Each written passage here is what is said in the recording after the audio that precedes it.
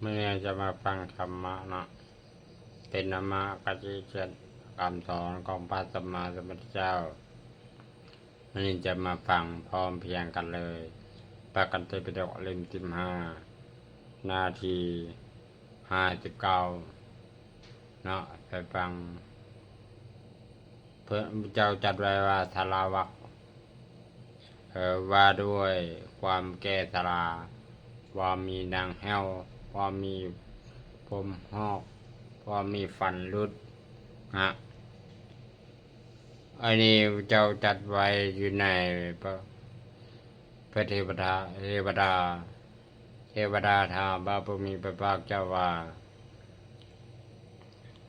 แม่นอย่างเป็นประโยชน์ให้สำเร็จจนถึงศาลา2แม่นอย่างตั้งมั่นแล้วเอ็ดประโยชน์ให้สำเร็จ3แม่นอย่างเอ็ดรัตนะของคนทั้งหลายแม่นอย่างจนลักเอาไปบ่ได้เทวดาถามพระผู้มีพระภาคเจ้าเนาะพระเจ้าก็เลยพระผู้มีพระภาคเจ้าก็ตรัสต่อว่าสิ้นประโยชน์ให้สำเร็จถึงศาลาสิ้นนี้เฮาก็ฮู้แล้วเนาะสิ้น5สิ้น8สิ้นเป็นห่มใส่สิ้นเหมือนกันห่มกลางเนาะสิ้นนี้เฮ็ดให้เฮามีความสุขบ่มีพยาบาทบ่มีเวรบ่มีศัตรูสิ้นเป็นที่เอ็นเฮาอยู่ด้วยวิหารธรรมความสุข2ศรัทธาจังมันแล้วเอ็ดประโยชน์ให้สำเร็จศรัทธานะจังมันการเฮาที่บ่มีศรัทธาน้อยหรือว่าศรัทธาหลายเพื่อหลายเฮาจะไปรู้ว่ามาบุญวาสนาเมื่อแล้วเคยก็เคยเป็นบุญหนึ่งที่ว่าเคยบวชในว่าบุญวาสนาบุญเก่าบุญมาแล้วเดซิกอย่างเดียวเอาว่าใช้คำนี้นะแต่แล้วมันเป็นคำว่าอาจารย์นักปราชญ์เป็นสอนว่าการที่เฮาบ่มีศรัทธานะศรัทธาอ่อนศรัทธาหลายคันศรัทธาหลาย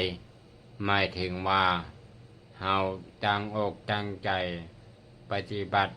เป็นบุญเป็นกุศลสร้างคุณงามความดีพยายามปรารภความเพียร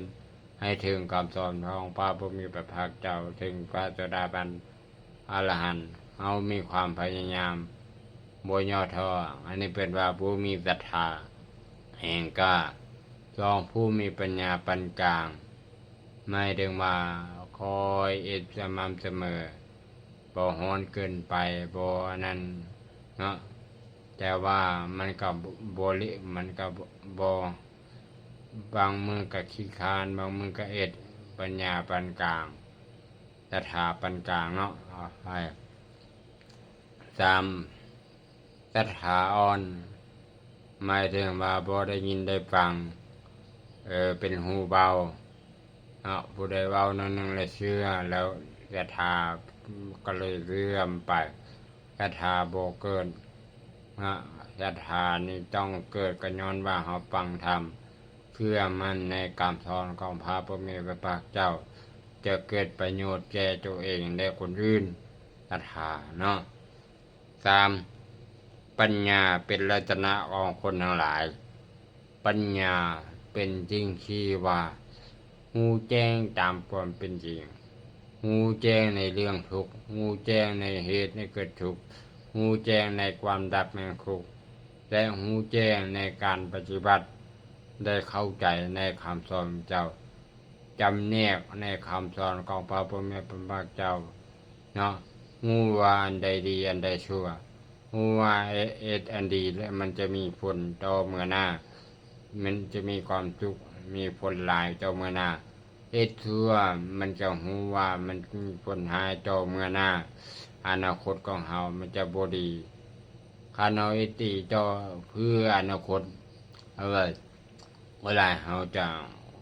เข้าใจเรื่องนี้เด้อว่า การที่เฮามีผมใบนุ่มย่างแข็งแหงเนาะมีแควดีตาดีอันเดอวัยวะดีทุกอย่างปกติ แต่ว่าเฮาบ่มีความเพียรเฮาบ่สร้างประโยชน์แล้วก็บ่สร้างความสปายแก่เฮาไว้อนาคตไม่ไม่ถึงว่าเฮาบ่เอ็ดความสบายในไว้อนาคตเลยเนาะเวลาเฮาเฒ่ามาเด้เฒ่ามาแล้วมันลำบากหลายศรัทธาก็บ่มีออกญาติโยมทั้งหลายก็บ่มาอุปคัมภ์อุปสู่ออกมาความลำบากในอนาคตจะบ่มีเงินกินบ่มีเงินใช้บ่มีที่อยู่บ่มีที่อาศัย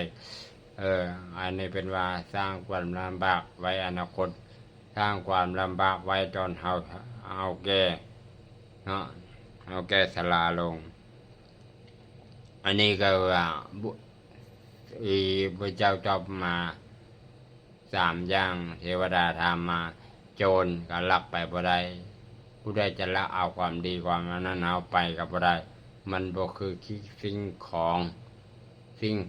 ที่ว่าภายนอกที่สิ่งเหล่านั้นลักเอาไปได้อยู่แต่สิ่งความดีบุญกุศลปัญญาของเฮาบ่มีเพื่อสามารถลักเอาไปได้มีแต่ว่าให้คำแนะนำเนาะให้คำแนะนำสิ่งที่ดีสิ่งที่ดีงามเฮาก็บ่สามารถลักไปได้เขาเอาไปเป็นแบบอย่างเอาก็เอาไปได้เนาะอันนี้คือว่าธรรมะมาเก่ามานี้เนาะหวังว่ายาวเติบเนาะ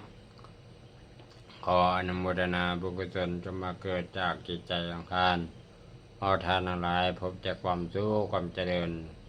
ตั้งอยู่ในศีลอยู่ในธรรมอยู่ในโอวาทในคำสอนของครูบาอาจารย์และ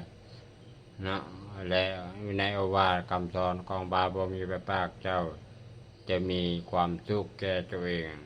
และจะได้ความรับเสพความสุขในจากคำสอนเจ้าเนาะเพราะว่า